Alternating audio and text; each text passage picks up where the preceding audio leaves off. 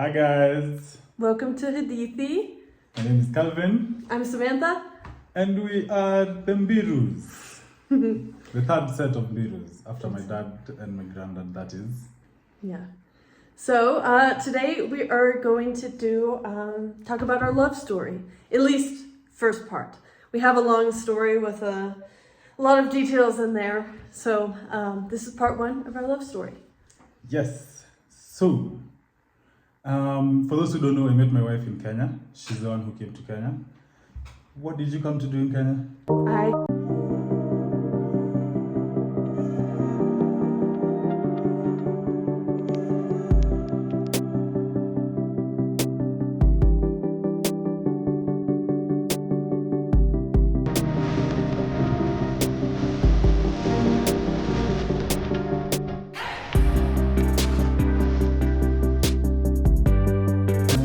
I came on a mission trip. Yeah. I flew on a mission trip with a small group of people. I think there was like 8 of us, including my dad. My dad was with me, so that's an important note. Anyway, yeah, we came on a mission trip, and we started in Nairobi. And then, after a week in Nairobi, this was in September of 2022, I met Kelvin. And how did we meet? At the Kisumu International Airport. Shout out to anyone who has flew internationally out of that airport. Anyways, it was on Friday or Thursday, I think. Wednesday, yes. On a Wednesday morning. I had just recently made my move to Western. I used to live in Nairobi and then I decided to relocate to Western. And things are not going well. So this one morning, my dad woke me up at like 6. He just knocked and opened the door to my room in his house. And was like, yo, what's your plan? I'm like, I don't know, just chill with the chickens, I guess. Like, let's go somewhere, get dressed. So we left. My dad had been working with mission guys for a while. I had never been part of it though. So this was going to be my first time. So we went into the airport, and after I got into the airport, I saw this lady. Man, she had so many bags.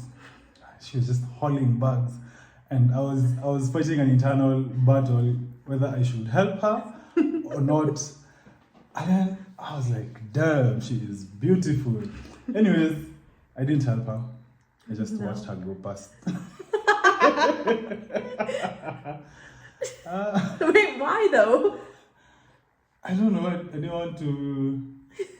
No, there was nothing like I didn't want to. My words could not word. The mouth could not mouth. So I don't know if you're bilingual, you might experience this. If you spend lots of time without speaking one language, you tend to lose a bit of it. I hadn't spoken proper English in a long time. So in my head, I did speak, but my mouth was like, stop joking, man. So anyways, and then we picked them up. They just landed from Nairobi. We picked them up, and then we went to the Java in Kisumu, United Mall. I think that's the name of the mall. So yeah, I was seated on this side. Her dad, I don't know who did this. People are doing like some segregation shit, man. Like, all the Africans sit on this side and all the white people sit on this side. I think people are just going with who they knew. They literally say that. Well, Chrissy was like, why is everyone segregated right now? She's like, mix, people. Yeah, we were actually told to sit on that side. That's why we all sat on that side. Oh. Yeah. Anyways, so I wasn't seated directly opposite to her. I was seated directly opposite to her dad. So we were talking, and then her dad asked my name. I'm like, I'm Kelvin. And then I remember her saying, what did you say? And then Kelvin. I'm like, oh, she wants to know my name. I think you should tell them about the moments leading up to you coming to Kenya. Oh, yeah. So it's actually crazy everything that worked out. I wasn't planning on coming to Kenya. I've always been passionate about doing a mission trip. And it's funny, I've always wanted to come to Africa, but there was an opportunity to go to India with this company that I was looking to go with. So I was planning on going to India because the Kenya trip was when I was getting ready to graduate college. So the timing didn't work out and I was really bummed, but I was like, I've always wanted to go to India too. It'd be really cool. So I was planning on to sign up for the India one. And then when I went to check the mission trips again, the Kenya date had been changed because of COVID reasons. And so it was in September. And then I was like, I'm going to go to Kenya. So, and then I called my dad and I was like, hey, I think I'm going to do this Kenyan mission trip, and just telling him about it. And then he was like, this is crazy, but would it be okay if I came along? And I was like, yeah, sure. And then he told me the backstory of him. So when my dad became a Christian, he was actually saved because of a Kenyan. So it went around like full circle, Here was my dad who had always dreamed about going to Kenya because he was saved by a Kenyan, and then now me marrying a Kenyan. So yeah, everything leading up was crazy because it just worked out not how it was supposed to, but then it worked out how it was supposed to. How I thought it was going to work out was definitely not how it did. So anyway, yeah, it was pretty crazy seeing all that. And then having these texts with my mom, like, Mom, I met a guy, which we'll talk about in a little bit, to then me coming and living in Kenya and marrying my husband. So anyway, do you want to talk about being at Amati? What Amati is? Yes. So a friend of my dad's is practically my dad's best friend. And our neighbor. Our neighbor, yeah. he's like our dad who's close by here because my dad lives in Western. So his name is Paul. Paul Amakobe. He runs an organization called Amati. They help children, they sponsor children, take children to school.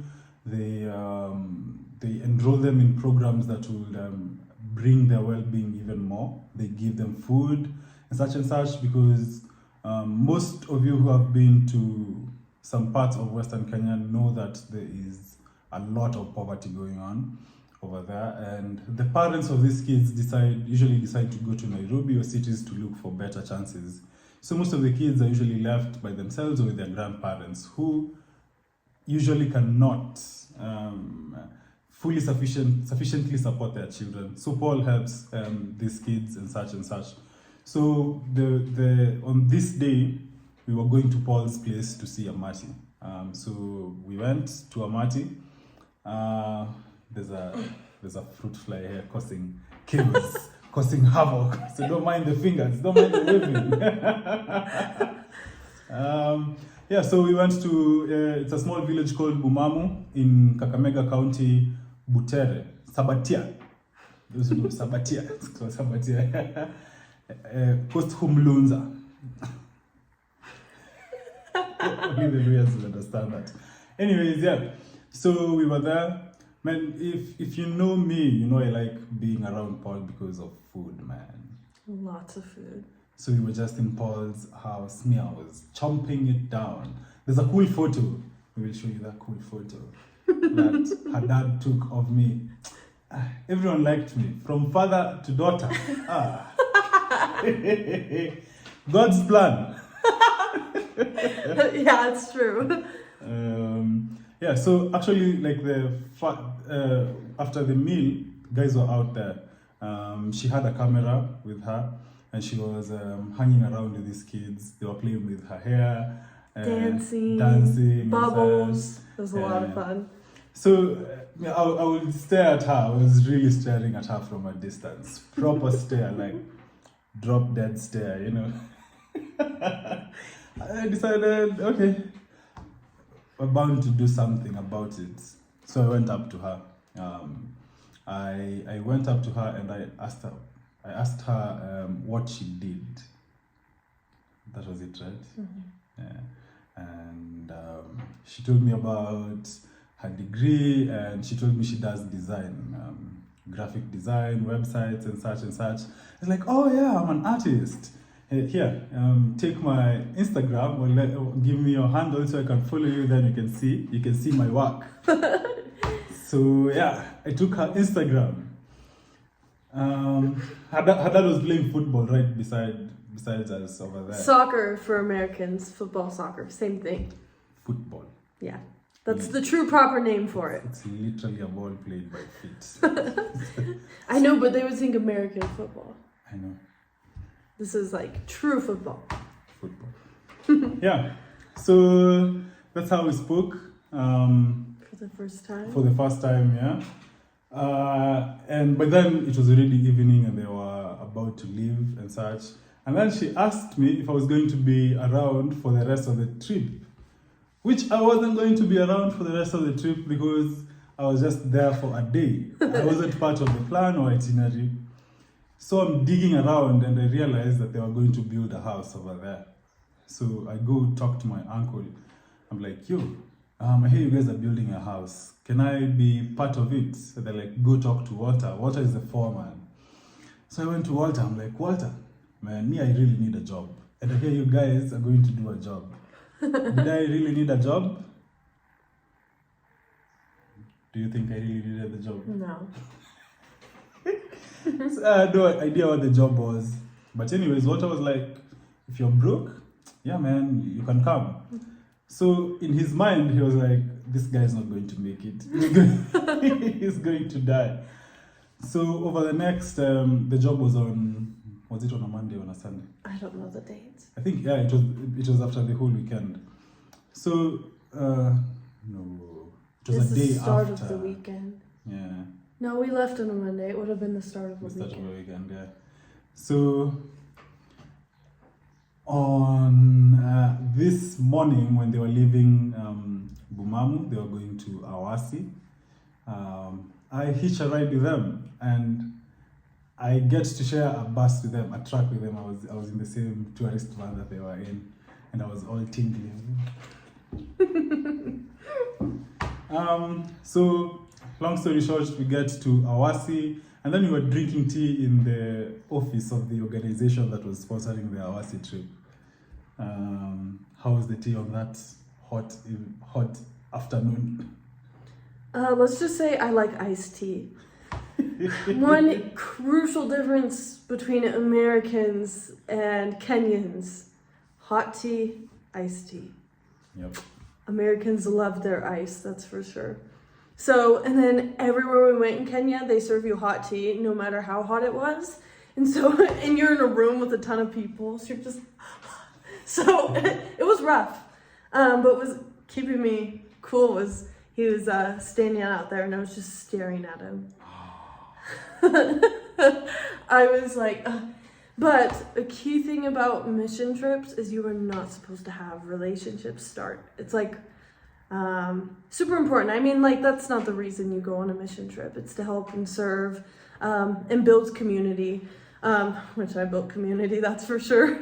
But that wasn't obviously the goal. So anyway, yeah, so that day we had been talking for a little bit, and then that day we had a little, he was like 11-year-old on our trip. Steven. And Steven decided to call Kelvin and I out when we were talking. And he came up to us and he's like, what is going on between you two? And my face turned tomato red. I was feeling her, man. I was like, Ish, this sun is not being kind on her. Look how red she is. Little did I know. Yes. Us guys blush like this. We look into the ground. We draw maps with our feet on the ground. You don't turn red? Not white people, no. She was all red, like... really red. Anyway, but I think if it wasn't for SJ, we probably wouldn't have known that we were into each other. And then that's when we really got to talking. I remember the first thing we ever DM'd about was Kelvin was telling us about night runners. And man, I was scared. I was so scared of night runners.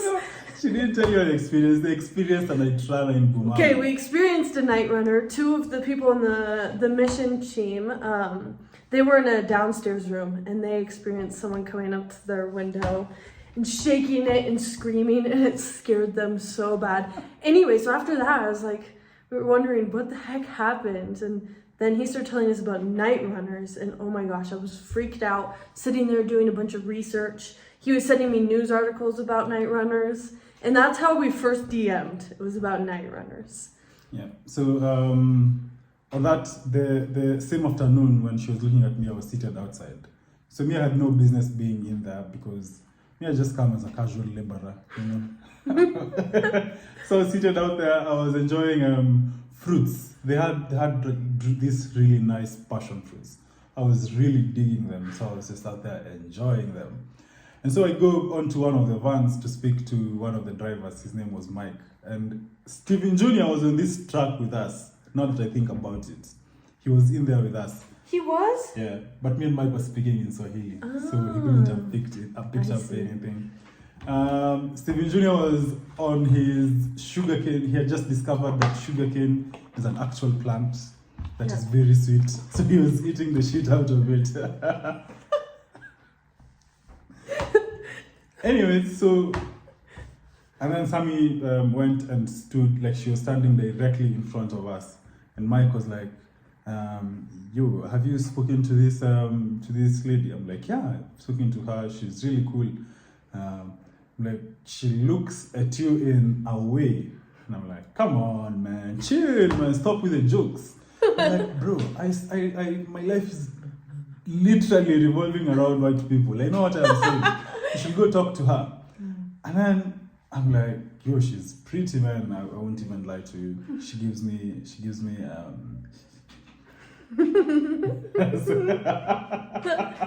still does to dates. So anyways, I'm like, but what if she's young? She looks young. Man, Kenyan men know one of the most scariest things that could ever happen to you. I think not even Kenyan men, just all the men, is if you find yourself with a woman who is not of legal age. He thought I was 16. If you ask any American, they will tell you I look older than my age. And this man here said I was 15 or 16. So you can guess what my first question was when I got to her. What was it? Straight up, how old are you? He had to get that right out of the way. So, I was of legal age. So when we were talking around there is when Stephen Jr. came and busted that bubble. Anyway, so fast forward tonight. At night in the hotel that I stayed in a different hotel and they were in a different hotel. But I used to go eat supper there, eat dinner with them and interact with them. So there was this thing where they will do interactions and they will require that by each table there'll be white people and people from Kenya. You know, do not just sit by yourselves. So you can guess which table Mans went to. I was just like, her table was already full. I actually brought a chair. Did you? Yeah, sat next. And so that's when the night runner stories came by and such and such. Yeah. And it was good. So this was in the evening. She went to bed. I went back to my hotel. And now in the morning, what brought me finally hit me. I didn't know we were actually going to do construction work. No, when I say construction, I do construction. I do finishes and interiors in houses. This is not what I signed up for. I was doing mortar. I was put on mortar. You know, the people who mix the sand and the cement and the rocks together. For any like American, that's what they use for the exterior of the house. So that's building like the outdoor foundation. Hi. We began work at 8 p.m. At 8 a.m. 10 a.m. Hey, my head is killing me. My body. Remember, there was water on the drum. So in our city, there's a lot of water scarcity, and the rain had just rained. So I took out a whole thing of water from the drum, and I poured it on my head because I was boiling up. And this woman was like, "What are you doing?" Anyway, so I couldn't be with them the whole day. They had other mission things they were doing. And because I came as a laborer, I was put to work.